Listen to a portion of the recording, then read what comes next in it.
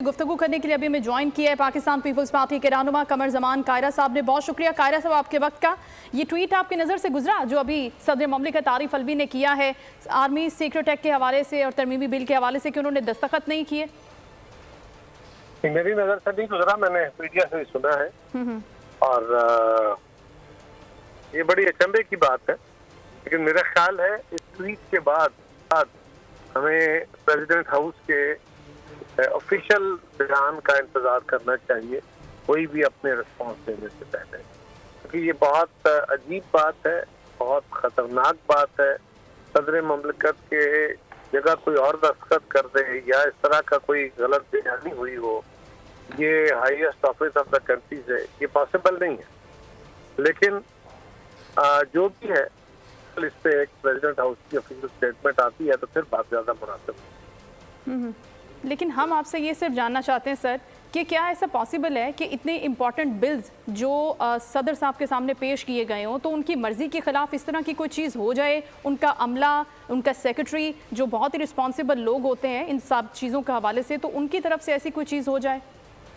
मैंने यही अर्ज किया ना कि ये तो उनकी तरफ से ट्वीट आया है, अब उनका सेक्रेटेरिएट अपना एक रिस्पॉन्स देगा। उस सेक्रेटेरियल रिस्पॉन्स के बाद ही कोई बात की जा सकती है। अभी तो मफरूजों पे मबनी बात है, हम किसी को बुरा भला कह रहे हैं और उसने कुछ न किया हो और किसी ने कुछ किया हो और हम उसकी वकालत कर बैठे। तो इसलिए मुनासिब ये है कि उनकी तरफ से और ये प्रेसिडेंट हाउस की तरफ से इसका जल्द वजाहती बयान आना चाहिए कि इसकी एक्चुअल सूरत हाल क्या है। ट्वीट के ऊपर सारा जो किसी के ऊपर मुद्दा डालना या ना डालना ये मुनासिब नहीं, मेरी नज़र में मुनासिब नहीं। ठीक है, थैंक यू सो मच। कमर जमान कायरा साहब मौजूद थे। जानिब से कहा जा रहा था कि प्रेसिडेंट हाउस से जैसे ही कोई रिस्पांस आएगा तो फिर ज़्यादा बेहतर तरीके से सारे मामले पर गुफ्तगू की जा सकती है। आप लोग इस मुल्क पाकिस्तान में आजाद हैं।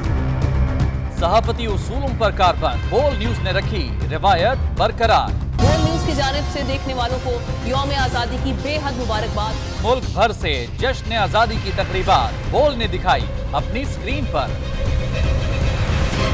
पाकिस्तान के 76वें यौम आज़ादी का जश्न बोल ने सुनाई पाकिस्तान जिंदाबाद के नारों की गूंज।